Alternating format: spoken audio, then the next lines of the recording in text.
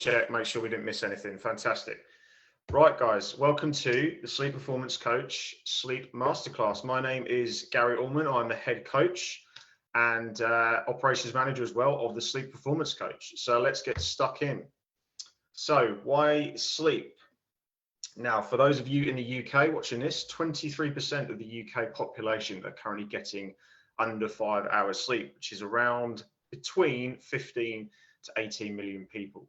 Now, 29% of the UK is currently sitting in the obese category, and I'm pretty sure that that is going to be over 30% very soon with the way things are going. So let's look at the correlation here between risk of obesity and sleep deprivation. So we can see in the middle, we have the UK on under 5 hours per night, and they have a 50% risk of obesity. Now, I will touch on this in more detail later on as we go. So I just want to show you this chart to begin with. Under 4 hours at the extreme end of sleep deprivation, people have a 75% risk of obesity. And under 6, we have 25%. Now, under 6 hours, between 5 and 6 hours is where people usually sit when they at the high end of entrepreneurship or they're really busy and they think it's kind of normal, but we can still see they've got a big risk of obesity there at 25%. So when we look at sleep from a weight loss perspective, this lady here is enjoying a lovely day running on a treadmill. And if she was to do this at a pretty average pace for 40 minutes, she'd burn around 440 calories.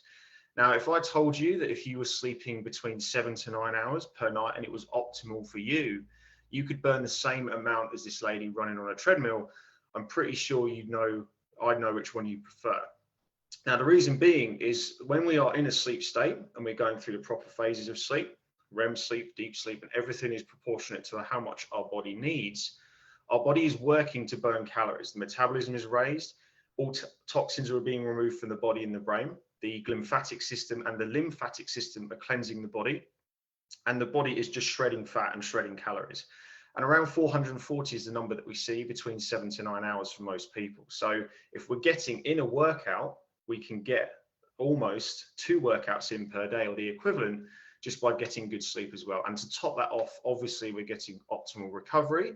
So our body and our muscles are growing, and I will again touch on that in a bit more detail later on about how the body does that. So sleep deprivation warning signs. Of course, a lot of people experience these, but they don't necessarily associate them with sleep deprivation. We go through life with fatigue, brain fog, reduced creativity, memory issues, reduced immunity. We get sick quite frequently.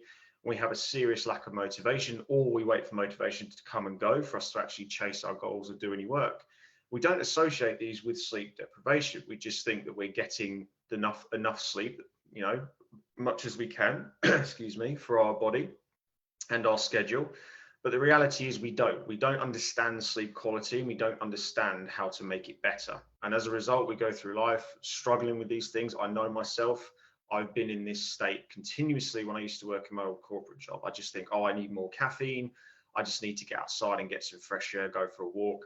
And I just end up in a vicious cycle. So if any of you are experiencing these signs, it is a potential factor in your sleep quality. So please be aware of this, guys. Bring awareness to it. What can you do to improve that? And I will share some tips with you, of course, of how you can do that and things that you can implement to improve your sleep quality overall. And as a result, we underperform at work. We binge on caffeine. Like I just said, I'd always reach for coffee. It was my first thing if I started to feel a bit foggy or lose some focus. Prescription drugs, unfortunately, a lot of GPs will just diagnose these for people with sleep deprivation. And sleeping pills never, ever induce the same quality sleep as actual sleep. They just sedate people, very similar to an anesthetic. And then they don't induce the same brainwave activity as well. So they don't restore the brain as much as it needs to. Excessive alcohol, we turn to sleep. I, again, have been there myself. I've shared this online numerous times. I gained loads of weight. I improved my sleep and my health, but alcohol was my thing that I went to actually aid sleep. Relationship issues, arguing with your spouse is quite common as well. If you're stressed out, you can argue over the most ridiculous, mundane things, but people aren't aware that it could be related to poor sleep and tiredness. And bad decisions, you don't necessarily gamble like this picture signifies. but we do hang around with the wrong people, we make wrong food choices, and ultimately we don't make the best life decisions for us to actually get to where we want to be. Benefits of sleep, of course, improved cognitive ability. We're going to be sharper, we're going to think better, we're going to be more clear with our focus. We're going to lose fat. We are going to gain muscle, which I'll get on into in a second. We increase our longevity and our health, our happiness, our mood, our energy, and of course, our productivity. Now, health optimization formula. So this is something we work with our clients. So obviously they have the mindset, and Amanda and everyone else on this masterclass, you would have the mindset ready to take action. Now, most people touch on nutrition and fitness, but the first port of call that we need to look for here is sleep, because it is the pillar of our health. Now, of course, you will get nutrition and fitness, even if your client doesn't have the best sleep, because you're changing things radically for them. You will get results and you will see improvements. But if we put sleep first as the pillar, the nutrition and fitness will become a lot easier to make sustainable in the long run. So this is where we can have the biggest impact on our overall health. We won't have to constantly worry about motivation or making wrong decisions. We know what to eat and we know what's best for us. And sleep adds the extra fuel to the fire in order for us to level up and create that sustainability. And of course, accountability. If you have a coach at the top of the pyramid, you're going to be accountable for your actions, and the coach is going to keep you on track and educate you as you go. So sleep is recovery. I've talked about this briefly, but it's the ultimate in active recovery. When we think of active recovery, we probably think of things like ice baths and saunas and foam rolling and all sorts of stretching and movement.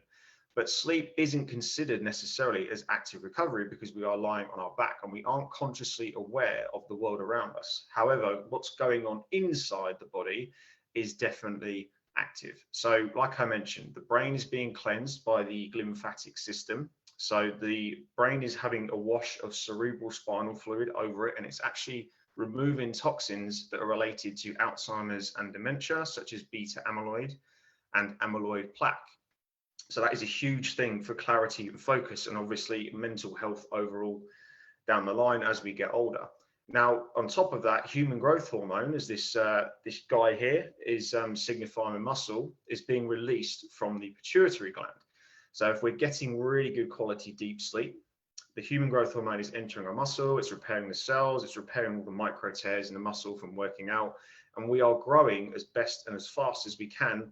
Now, obviously, if we add nutrition on top of that, we have a good protein diet, we have really, really optimal food, sleep is just going to maximize everything we're doing in the gym. So it's the ultimate when it comes to active recovery. There's a load more science in that. If you want to know more, please ask questions at the end. I don't want to go on too long on this presentation. So yeah, drop them in the chat, guys, or ask me one-to-one at the end. Sleep drive and sleep pressure, I'll just quickly go over this. So as we go through our day-to-day routine, we have a buildup of a chemical in the brain called adenosine.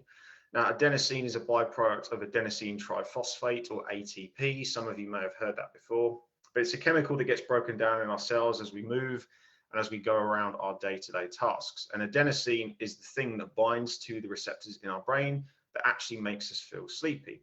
So we may have all had that urge, you know, some people call it an afternoon lull, or sometimes even if we push past it, it's called a second wind. But we start to feel lethargic, we start to feel sleepy, and that's in line with our circadian rhythm and our circadian wake drive. And I will get into circadian rhythm in some detail in a second, but the ultimate golden ticket to good sleep is to have that buildup of adenosine, which is created through movement throughout the day alongside an optimal circadian rhythm, which then will lead to optimal sleep and optimal sleep quality. So what is a circadian rhythm? Tying in nicely with what I've just said.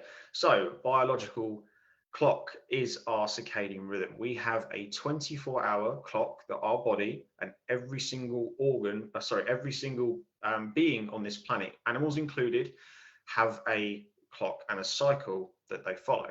So the human body doesn't do everything at any one time. It does things regulated and thoroughly throughout the day, otherwise it would just burn itself out.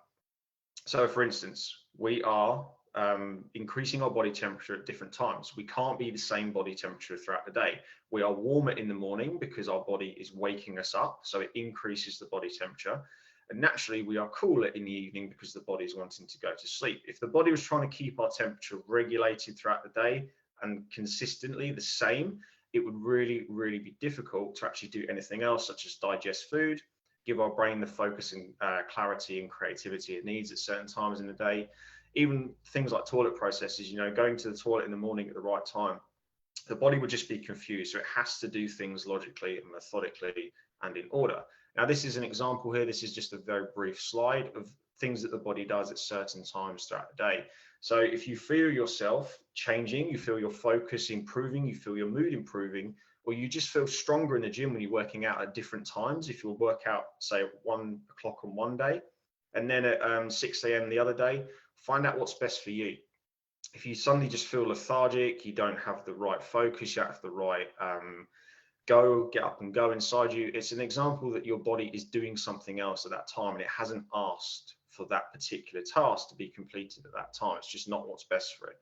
So this is where awareness is so critical. I'm not talking about always being in sync with circadian rhythm, but just understand how you feel throughout the day can be really, really beneficial to understanding what your body is potentially doing at that time. So that's just an overview, and I'll dive into a bit more of the science behind the circadian rhythm. So our biological rhythms, an example here, we have neuronal networks. So the brain will take around 1 second to access information. So if we want to think of something, instantly it can be there in our conscious mind.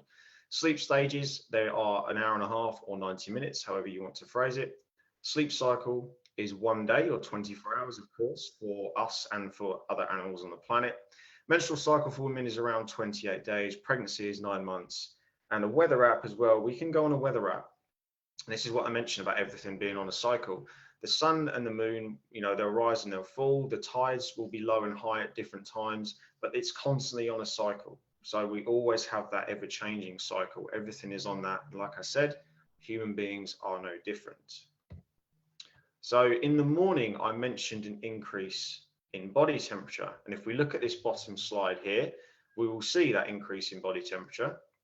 And that's what actually gets us out of bed. Alongside an increase in cortisol at the top, you can see that red line, and a slight increase in adrenaline that will cause us to wake up and our body to get going. Our hearts start beating faster, our breathing rate to increase, and our muscles to wake up. And then throughout the day, we can see the red line here dropping off, and then we can see an increase in the sleep hormone melatonin. So there are, of course, other hormones that play a factor in that, such as dopamine and serotonin, but melatonin is the one thing that drives our urge to actually sleep, alongside adenosine as well. So we can see at the bottom again, when I mentioned about temperature, the coolest body temperature here is between 4 and 6 a.m. And that's when we are likely to experience the deepest stages of sleep. So we can start to experience deep sleep as soon as we go to sleep. And then the cycle will continue. The cycle will go up and then back down and then up. And then deepest stages of sleep, the most restorative stages will be between 4 a.m. and 6 a.m. during the night. And that's when our body temperature is at the coolest. So again, guys, consider your body temperature, consider your environment. If we have a really hot bedroom and our body is looking to get into deep sleep at certain times in the night, it may have a detrimental effect. So consider that. If you're going to bed and it does feel really hot, but you can still get to sleep, but you're waking up feeling tired, maybe your deep sleep isn't getting to where it needs to be, and temperature can be a huge factor in that as well. So give that some thought. 3 clocks overall. I mentioned biological. We have a solar clock, rise and fall of the sun. Now the body is influenced massively by natural light and darkness. And social clock. Obviously, we have commitments. It's modern life. We have social tasks. We have family tasks. We have work tasks that we have to complete. And they are all on a clock. Obviously, we go to work. We have timings that we see our friends, etc., etc.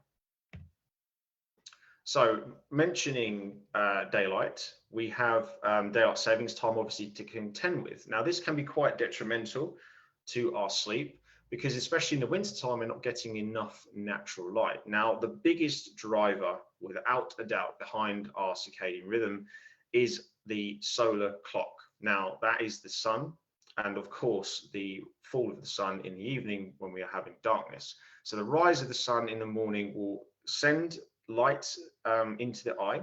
Now the master clock, the SCN, or if you want the scientific name, it's the suprachiasmatic nucleus in the hypothalamus in the brain, will wake us up, and that will suppress melatonin production, and it will go alongside the rise in body temperature and the cortisol and adrenaline I mentioned to get us to a state of being fully awake. Now, if we take that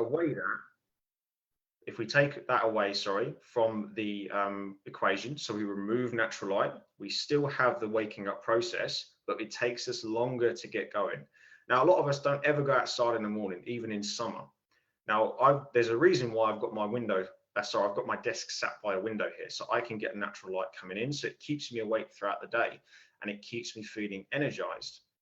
If we're staying indoors all the time, or if we're going into the office and our office is not near a window, it's going to be very difficult for us to feel awake all the time because the light is just not entering into the body as it needs to. Now, we need natural light to help our circadian rhythm and, of course, vitamin D production. It will increase dopamine as well, and it will increase serotonin. So it will help us feel good. How many times do we go outside in the sun and we instantly feel better? If we are suppressing that from us, it's the most natural thing that our body looks for in the morning, and it's very difficult for us to feel fully awake. Now, of course, in the winter time, when we have diminished light, as it says here, 8 hours on average for each one, it's going to be difficult, of course, to get that natural light. But there are things that I will share with you, and I'll send you some documents over, Amanda, for bedroom products that actually emit the same light pigmentations as the sun that we can use in the morning. Now, I'm not just talking about your phone or your laptop or getting some light that way. I'm talking about, or even switching on the light in the house. I'm talking about proper devices that have been designed with red, yellow, orange, and white pigmentation and suppressing blue light pigmentation in the morning, because that can be the strongest and it can actually sabotage our circadian rhythm. So there are devices out there, guys, that I will share with you. You may consider investing in one if you really struggle, whatever part of the world you're in, with getting light in the winter. I know it's not always a problem in some parts of the world, but it definitely is here in the UK. I myself, I have what I call a Lumi lamp, which is fantastic. It's effectively a sunrise alarm clock. Of course, I don't use it in the summer, but in the winter, it's very, very good to help me feel a bit more awake and actually to get me going a bit faster in the mornings. So chronotypes. Now, I won't talk too long about this because it can be very, very scientific, but a chronotype is our optimal sleeping pattern and our optimal genetic DNA for sleep. So morning larks are around 30% of the population, and I will get onto the other 70% very soon, but this is an ideal schedule for someone who is a morning lark. Now, there is a reason we have people who can get up and attack the day early, and there's a reason we have people who can get up a bit later and feel a bit later, and are also envious of these morning lark people. Now, mention the circadian rhythm. Circadian rhythm, bear this in mind, guys, does not change person to person. The processes are the same every single day. What changes, or what can change, is the early timing of those processes. So the body may want to do stuff dependent on the chronotype earlier or later in the day, but the chronological order of that process does not change. So for instance, a morning lark will wake up at 5:30. Of course, they're waking up earlier than someone who is in the latter category, which is a night owl. So the process will begin earlier, but the process will still be the same from morning lark to night owl, just a slight variance on the timing. And then we have big picture planning, meditation. We have things like morning meetings, problem solving around 10 o'clock when the brain is most creative and most critical thinking, exercise, cold shower. We can have between 5 and 6, exercising again, not too late in the day. Dinner between 6 and 7. 6 o'clock may seem very, very early for some people to have dinner, but it's giving us an optimum timing window of 3 to 4 hours before bed. And then we go to bed and we turn the lights off around 10:30. Now, for a night owl, they are waking up 90 minutes later than the morning lark. But again, the circadian rhythm is still doing the same process to get them out of bed, just 90 minutes later. 70% of the population, of course, are sitting in this category. So they do have a very, very different timing window for their day. So if we look at busy tasks around 11:15, Organising and preparing for the day between 9 and 11. We have tackling hard tasks is a lot later, where the critical thinking is done at 2 o'clock till 6. Exercising and socialising between 6 and 8. Dinner 2 hours later than the morning lark, but this person is going to bed an hour later and they're turning their lights out 90 minutes later than the morning lark. So a lot of things there. That's just an ideal schedule. It's not schedule that you necessarily need to follow. It's just an idea for you to look at and think, maybe that could be me. Maybe that's something I need to consider. Maybe I do need to stop trying to fit into a night owl. Maybe I do need to stop trying to fit into a morning lark. So many people try and chase the morning lark because they think it's cool to do. It's cool to get up at 5 a.m. It doesn't work for 70% of the population. And if you still feel like crap and you've done everything right, it's just because your chronotype is not right and your body's not ready to wake you up at that particular time. So please bear that in mind. You'd be a lot more productive if you are a night owl, actually trying to stick to a night owl schedule and focus on that, because that's a huge portion of our energy levels throughout the day and our actual focus and our productivity as well. So how much sleep do we need? Of course, we hear 8 hours is the common number, but older adults, I mentioned this earlier, 7 to 9 hours is what we look for. Of course, if someone is severely sleep deprived, we're going to be looking to get them to a solid 4 cycles, which would be 6 hours of 90 minutes each. And then we can look to ladder them up to 7 to 9 hours. So if you're someone who's currently getting 5 hours, don't try and chase 7 or 8 hours. You know, you don't even know if it's optimal for you. You might even need 7.5, you might even need 9 hours. Just try to actually focus on the quality of your sleep first, and small incremental changes to get to 6 hours, then 6.5, then 7, or see how you feel along the way once you get to 7 hours. Obviously, newborns, infants, young children are going to need a lot more sleep than us. But we do need to be mindful of, as we get older, our routines changing in order to fit everything around that. So once we know how much sleep we need, we can plan our schedule around that sleeping window. So if we know we need 7 hours, we know, right, we've got 17 hours left in the day. If we know we need 8 hours, right, we've got 16 hours left in the day. How can I fill my time wisely and build everything around sleep so I'm the best person I can be and the most productive and healthy person I can be? Build your sleep around your schedule, not your schedule around your sleep. Think about that.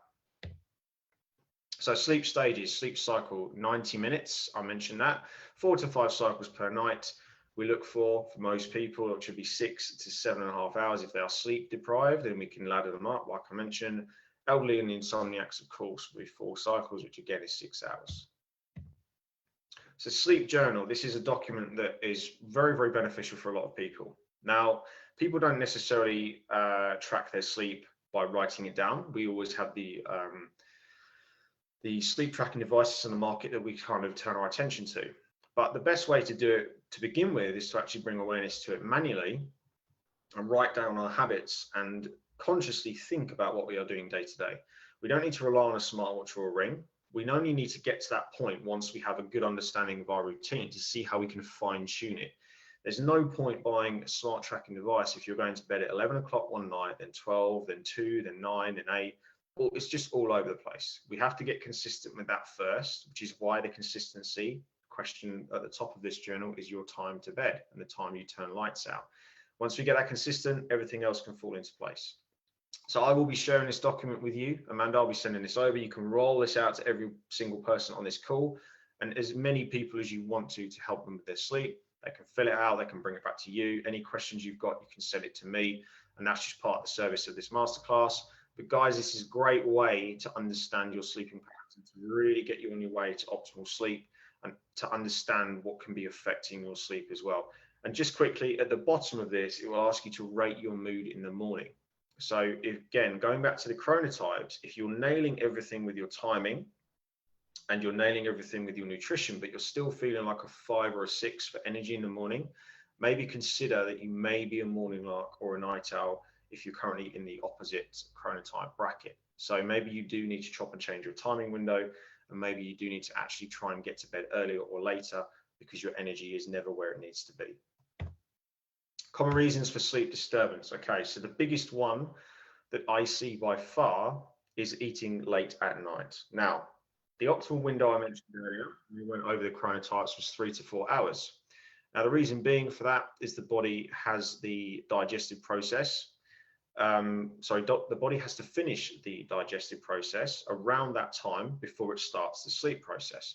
So if we're eating about an hour or less before bed, then we are really going to struggle to get that process done. The stomach is going to be working overtime.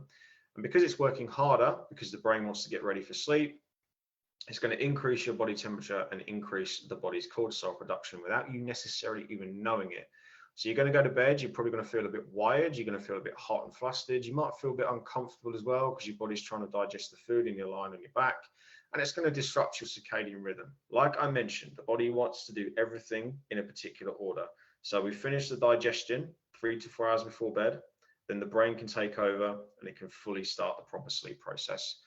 So if we're having the food late, the brain is going to be sending the digestive signal to the stomach, and it's also going to be trying to get you to sleep, and it's just not going to work. It's going to cause a lot of confliction and mixed messages within the body.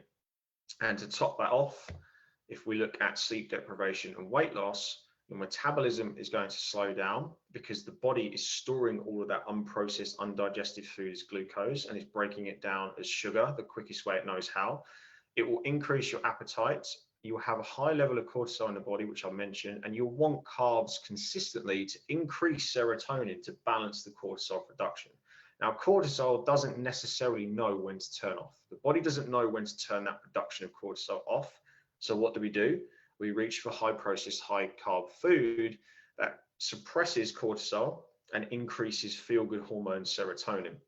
There's a reason why people comfort eat when they feel sad and depressed, because they have cortisol. Carbs help release serotonin in the body, and it's the same when we're sleep deprived. If we are sleep deprived, we're going to want all of that food to help us de-stress and relax and feel a bit more sleepy. So hunger hormones, ghrelin and leptin. Now, ghrelin will control our drive to eat, and leptin will tell us when we are full. So we have a 20% increase in the former and a 15% increase in the latter, so 35% overall. So that will equate to someone eating breakfast, lunch, and dinner, and then effectively having another dinner. Now, the reason being, they've had their caloric intake for the day, but because they've had an increase in these hormones, the body is still sensing that it needs food. The brain is just sending these hormones down to the stomach, and the stomach doesn't feel full because the hunger hormones have increased. So we're seeking out food well above our caloric intake that we don't actually need. Now, poor decisions as well are made. We crave high fat and high carb food.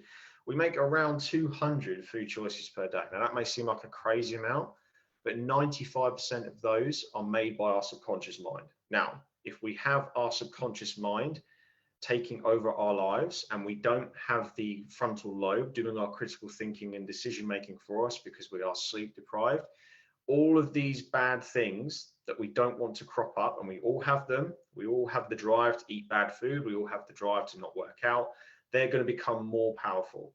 And we're going to be going around these our day-to-day lives subconsciously making poor decisions. We're just going to not know why we do it, but we do it anyway, because that's the part of the brain that's been driving us forward. Now, the frontal lobe takes up around 20% of our calorie intake. So if the brain's sleep deprived, and it's eating poor food, it's not going to want to use that part of the brain. So everything that we have worked hard to achieve is going to come, hard to suppress, is going to come to the surface and make it harder for us to achieve the actual lifestyle we want, because we're sleep deprived and the brain doesn't function as much as it needs to. So there's a lot to unpack there, guys, but sleep deprivation and weight loss are huge. We need to tick that box as well as nutrition and fitness. And you can see there, the stuff I've just presented and talked about is massive when it comes to how we feel and how we make decisions, and overall how our body looks when it comes to our health. So the most abused substance in the world now, it is the humble coffee bean. Caffeine is by far the most abused substance in the world. And if we look at this chart here, it will show the average person here having 3 cups per day. And it will give you an overview of how much caffeine is in a person's system at any one time over a 24-hour period. So this person is waking up at 6 a.m. They have their first cup around 8 a.m. and by 9 a.m. they have 100 milligrams in their bloodstream. Second cup is consumed at midday, and they then have 166 milligrams. And the third cup, 3 p.m., 210 milligrams. So by 11 p.m., This is based on instant coffee, by the way, guys, just to give you a bit more detail. By 11 p.m., they still have 70 milligrams in their bloodstream, which is 8 hours after they've had their final cup. So that is the equivalent to a can and a half of full fat Coke. 24 hours after they've had their wake up time, they still have 27 milligrams in their bloodstream. Now, that may seem a very, very minimal amount, but it's definitely enough to affect your REM sleep and your deep sleep. And if we're consistently going through the day feeling tired, we're only ever going to stack up the amount of caffeine we're actually consuming to suppress the urge to fall asleep. So we can enter a really vicious cycle here. So there's nothing wrong with consuming 3 cups of coffee a day. They're just, you just have to do it at a different time. We need to allow a bigger window between the last cup and go to bed. So if someone's watching this now and they're thinking, Gary, I can have a cup of coffee at 11 p.m. and I can go to bed at 10 past 11 and fall straight to sleep. Fantastic. Your caffeine sensitivity is probably very low, and your sleep quality is probably still very poor, because you're relying on caffeine to get through the day. Otherwise, you wouldn't be having it at all. Usually, you'd probably be having 1 cup and you'd feel fine. Most people don't need caffeine at all. I say most, it's probably a lot of people. People have this urge to have caffeine because they have loads of demands in a day, they have loads of things to commit to, and it's the done thing. Like, it's the done thing in society. Again, I've been there numerous times. I used to have 8 to 10 cups per day. It was a crazy, crazy amount of caffeine, and I'd just be in this cycle. I'd go to sleep because I was so tired from my job. I'd never ever feel alert because of my sleep quality was so poor. My body just couldn't get rid of all the caffeine, and it wouldn't allow me to enter into a deep enough state of sleep and actually allow my body to go into REM sleep to restore what I needed. I'd wake up, then I'd go through the same cycle, caffeine, caffeine, caffeine. And it wasn't until I actually delayed my timing and understood how it was affecting my body that I could actually start to cut back on it. Now, we need to be allowing around 8 hours, 8 to 9 hours before bed. We need to cut off that last cup of coffee. So for instance, if we're going to bed at 10, 2 p.m. needs to be the last cup. And I will touch on something we can do in the morning as well, which is really beneficial for our overall productivity and our overall cutback of caffeine. But this is just another little chart here, guys, to give you a sense of how much caffeine is in 1 cup. So we look at brewed coffee at the top, 95 milligrams. Now, like I said, I used to have 8 to 10 cups when I was working my old corporate job. That's an insane amount of caffeine. My eye used to twitch at my desk. I used to feel really hot, really cold, and I never really thought that it was my sleep. I just thought it was the stress of the job and vice versa. And a lot of people do go through that same process. And, you do have my deepest sympathy because I know exactly how it feels. But people consume caffeine all the time, and they don't understand or give it any thought about how it could be affecting their sleep quality when it comes to the end of the day.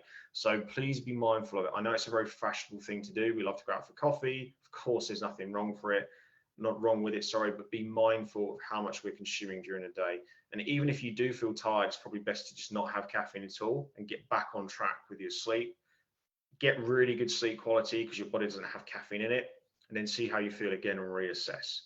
And then you can kind of start to look to break the cycle of constantly drinking caffeine day to day. Morning routine document. Amanda, I will share this with you as well. So this will be a really good thing that you guys can implement in the mornings to get you from 0 to 100 as quickly as possible, and to actually help you feel more productive and more alert during the day. So there's a lot of ideas on there.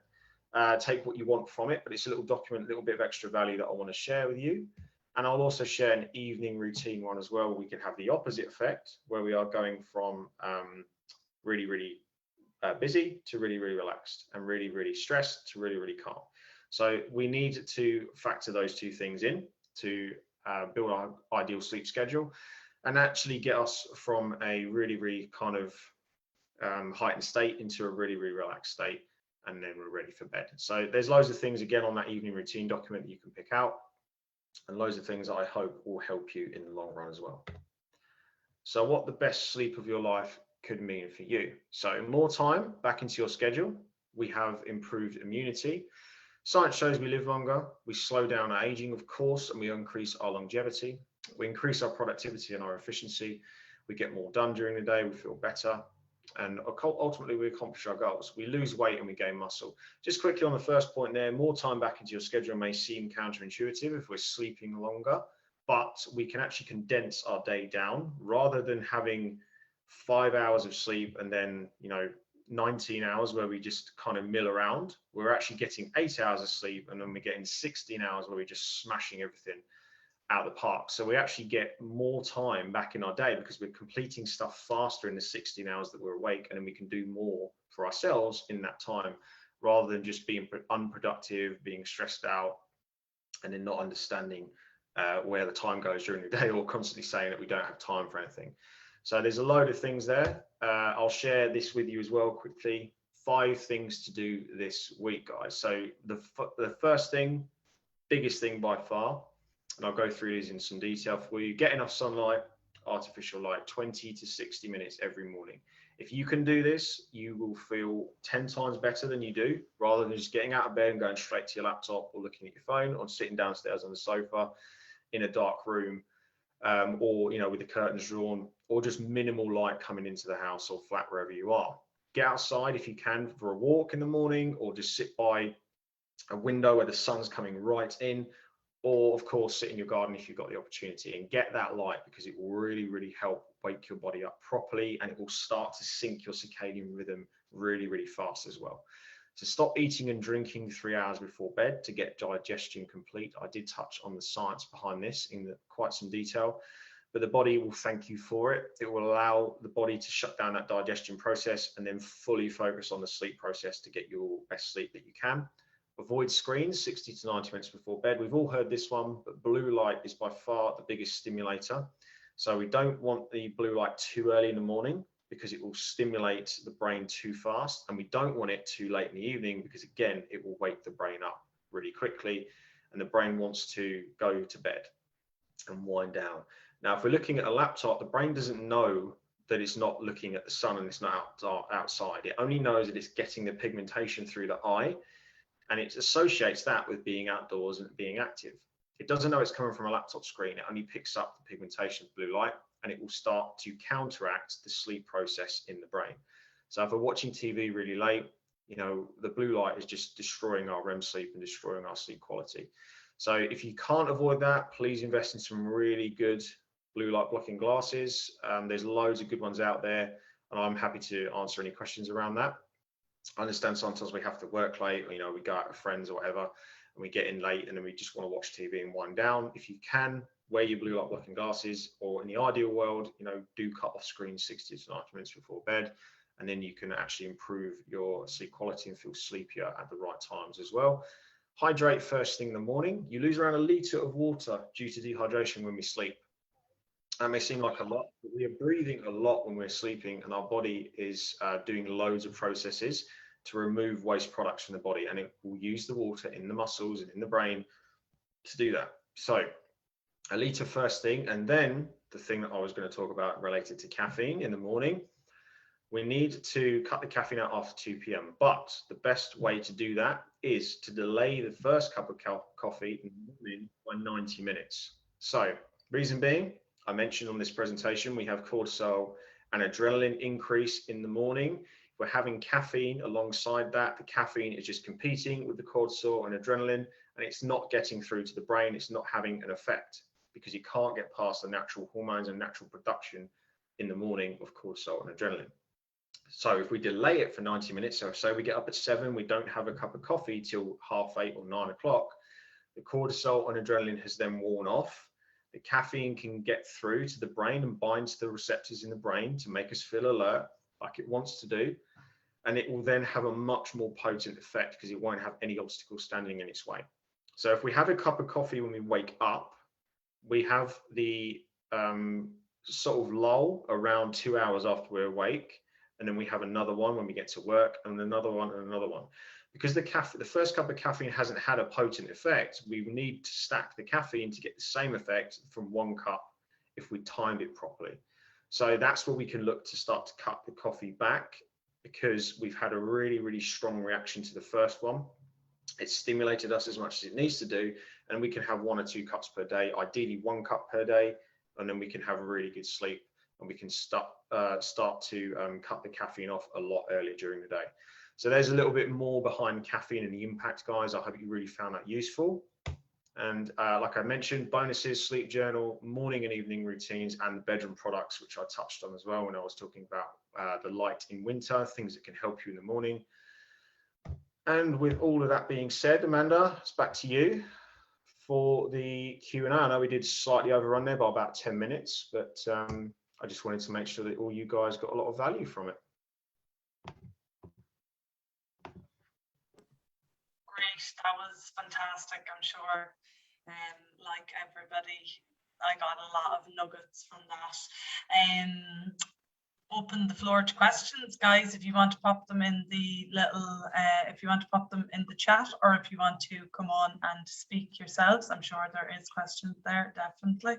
But thank you so much for that, Gary. That was fantastic. No, that's fine, no problem. Yeah, don't be shy, guys. I've just seen there's no questions actually in the chat, so you've probably been storing them up to the very end. But yeah, if you want to open up your microphone, I can have a chat to you one-to-one, and that would be great. So if anyone wants to go first, now's your time, or just drop a message in the chat, and I'll come to you directly.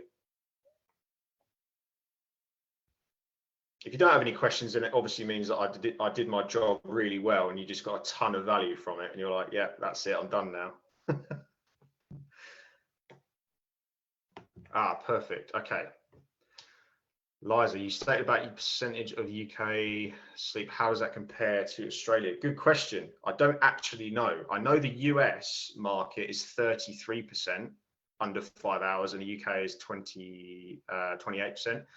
I'm not sure about Australia. Let me just have a look quickly. I'll see if I can find that for you, because I do have a lot of resources on my laptop, and it's not just Google, guys. It is documents I have researched. I love that, Gary, because you always know like the place you're from and the statistics in your area. Because I would have been the same when I was in Ireland. I knew everything about Ireland, and then I came over to Australia, and I'm like, okay, so I have to start all over again. Now I have to find out all these things. Yeah. I'll be honest, Amanda, this is the first Australian audience I've actually had. So, you know, I'm kind of going further and further away from the UK now. I'll probably go to New Zealand or Tasmania next or something like that. Expanding out the horizons, dead right. But yeah, UK and US is, when you think, you know, the US population is 380 million or something, 33% of them are getting under 5 hours of sleep, which is a gigantic amount of people. And they wonder why so many of them are obese, and you know the healthcare system's a nightmare. I can't actually find anything on Australia, I'm afraid, Liza. I don't have anything. But what I will do, I will go away and research it, and I will drop Amanda a message, and Amanda can pass it to you, because that's going to piss me off if I don't find the answer to that question. So yeah, I'll find it out for you. Emma, what's the best way to stop oversleeping? Okay, so Emma, I'd like to know how wide your current sleeping window is. I can't see on my screen because we've got 35 people on there at the moment. Yeah, because there's a lot of factors there. I mean, it would probably be quite a blend of things. There is a reason you're oversleeping. You're either chronically tired, or your routine's not right, or there's something else going on in your life. Maybe your stress level's too high. Anywhere between 10 to 12. I'm a shift worker. Are you a night shift worker, Emma, or are you day shift?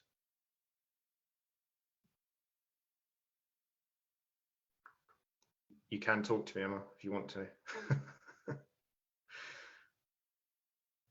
A mix, okay.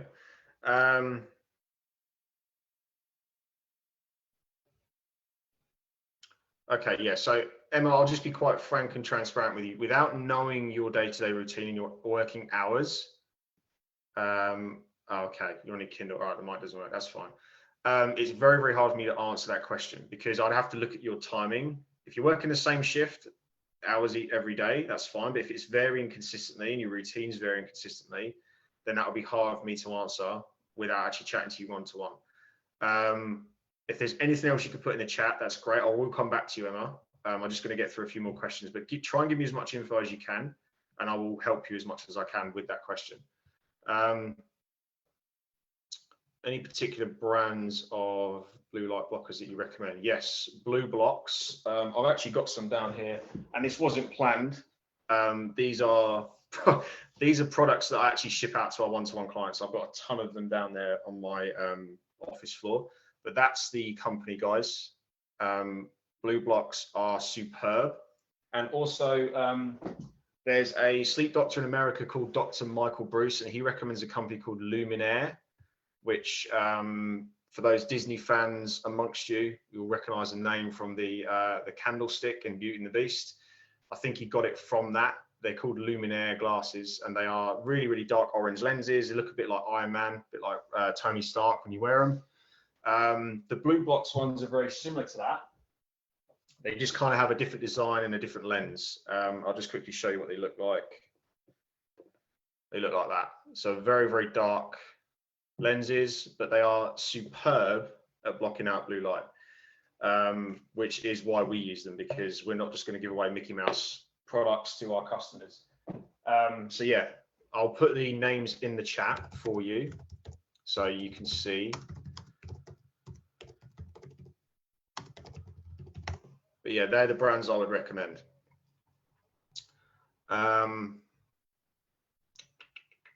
Paul, how much does hitting snooze affect our day? Should we get up as soon as we wake? Yes. Hitting snooze, you're just asking your body to do extra work. So you're asking the sleep process to start all over again. So the body wants to wake up. It's kind of pushing you out of the bed, and you're just saying, no, I'm going to force you to do all the work again. So that's why when we get up from that snooze session, 9 times out of 10, we feel even groggier than we did if we just got out of bed, because the body's had to start the sleep process again. So it's burnt more calories. It's gone through the REM sleep, the deep sleep, in like micro phases, and it's actually used more resources that it doesn't have in the morning, because it just wants to get going. It wants to get hydrated. It wants to have nutrition. It wants to get natural light, and it wants to get outside and get some fresh air.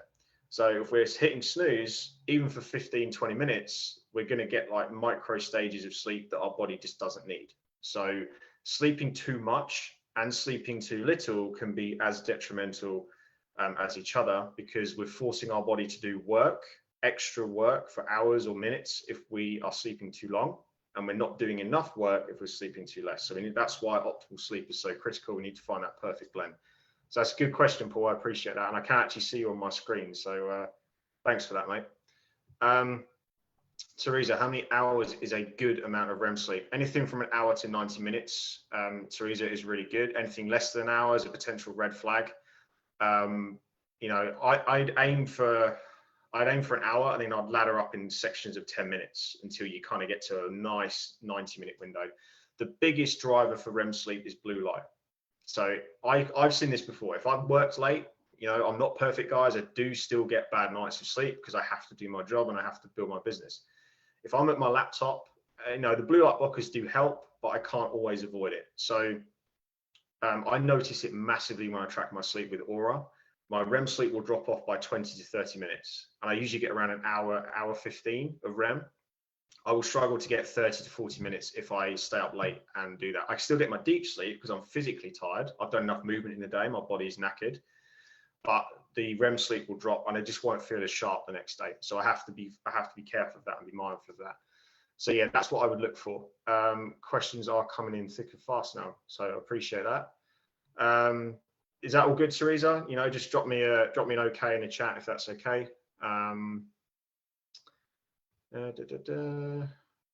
What's your views on CBD oil for sleep?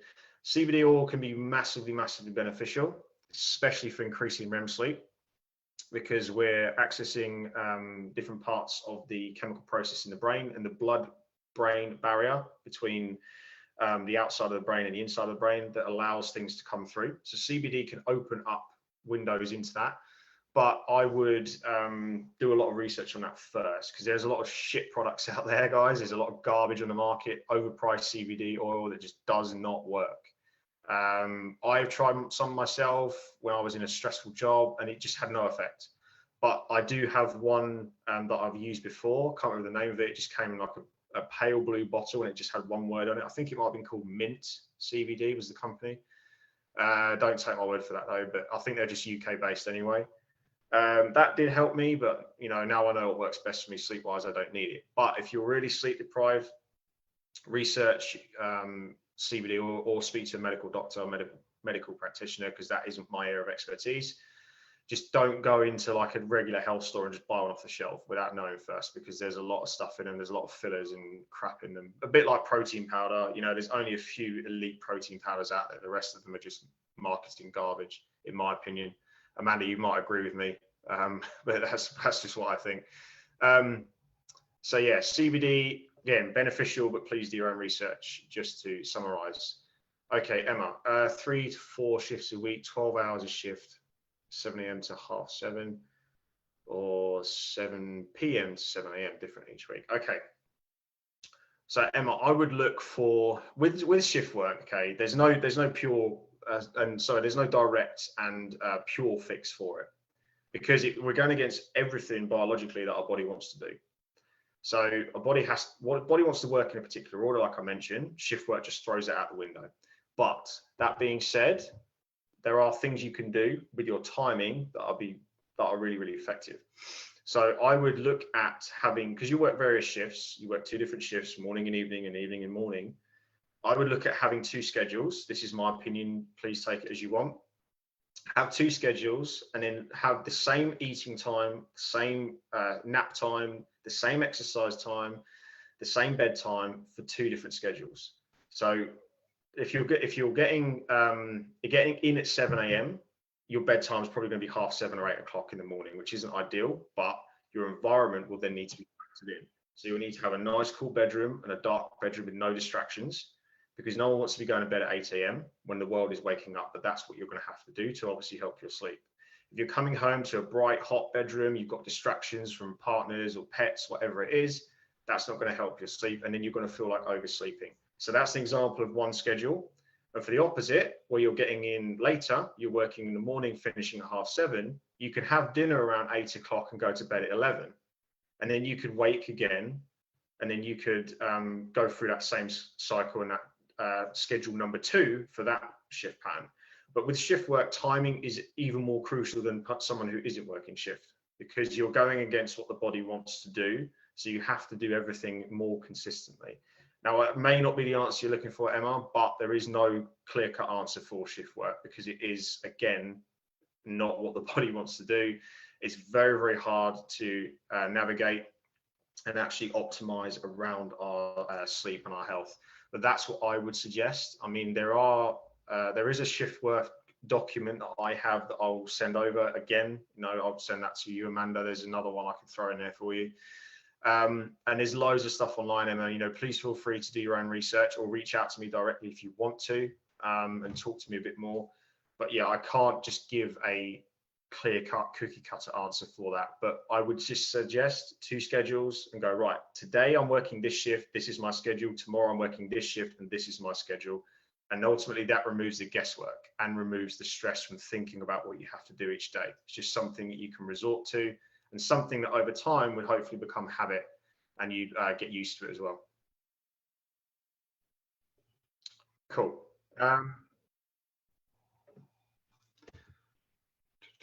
Okay, so Marlo, great. I find sometimes I wake up early.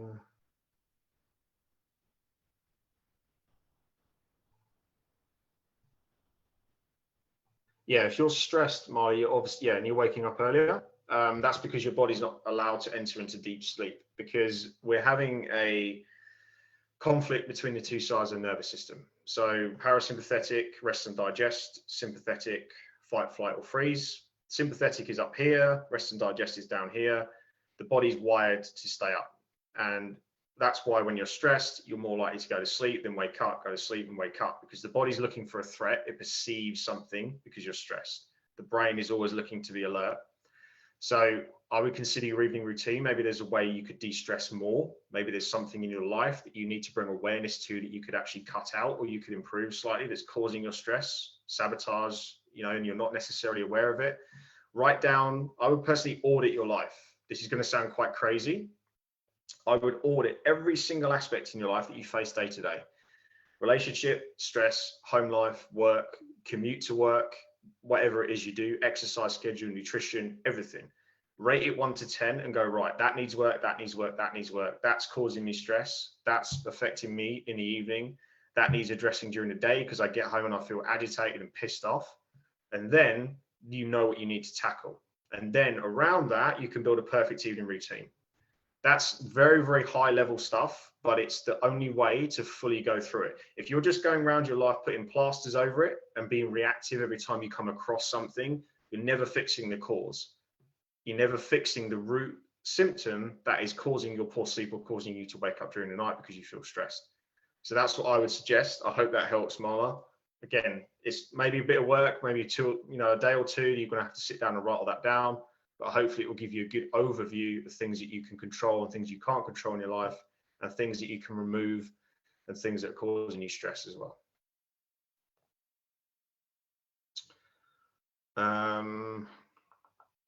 Change career it is. Yes, Marla, love that. Okay. Last 2 months, I've changed my wake time from 7 AM to 5:30. Being family at dark, you wake at 3 to 4 AM.